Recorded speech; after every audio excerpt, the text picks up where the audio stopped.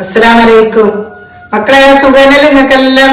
ഇന്ന് നമുക്ക് അടിപൊളി ഒരു നെയ്യപ്പം ഉണ്ടാക്കാം. അതിന്റെ എന്തെന്നെല്ലാം വേണ്ടത്? 1/2 കിലോ പച്ചരി എടുത്ത്, പിന്നെ 1 മുറി തേങ്ങ, 1 മുറി നീരുള്ളി, അതെല്ലാം ഒന്നിച്ചെന്നെ ഞാൻ ഇട്ടിട്ടുണ്ട്. അപ്പൊ അത് കുറച്ചായിട്ട് നമുക്ക് അരച്ചെടുക്കാം. വെള്ളം കുറച്ച് കൂട്ടിക്കൂടും, വെള്ളം ഒരുക്കിയിട്ട് ഒഴിക്കേണ്ടതാണ്. ഒരു അടിപൊളി നെയ്യപ്പം നമുക്ക് ചുട്ടു നോക്കാം. കുറച്ച് വെള്ളേ ഒഴിച്ചൂടും, നല്ലോണം ഒഴിച്ചൂടാം.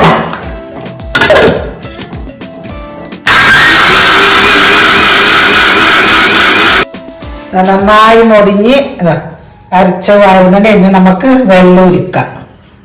അടിപൊളി 1/2 കിലോ വെള്ളം ഉരുക്കാൻ വേണ്ടിട്ട് വെക്കുന്നുണ്ട്.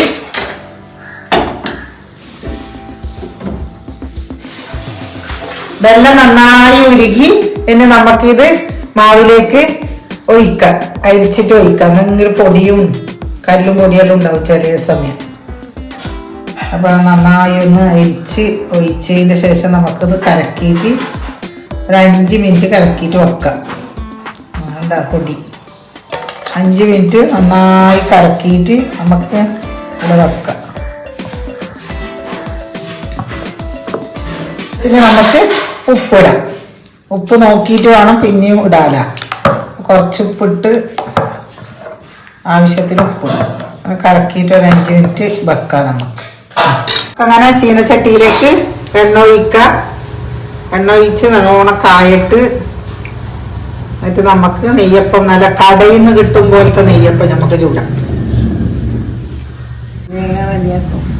അങ്ങനെ ഞാൻ നെയ്യപ്പം പോരുന്നുണ്ട്.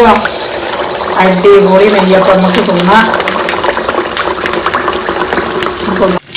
നമ്മളെ നെയ്യപ്പം ഇടാം. അടിപൊളി നെയ്യപ്പം പൊന്തി എന്നെ നമുക്ക് ഇത് മറിച്ചിടാം.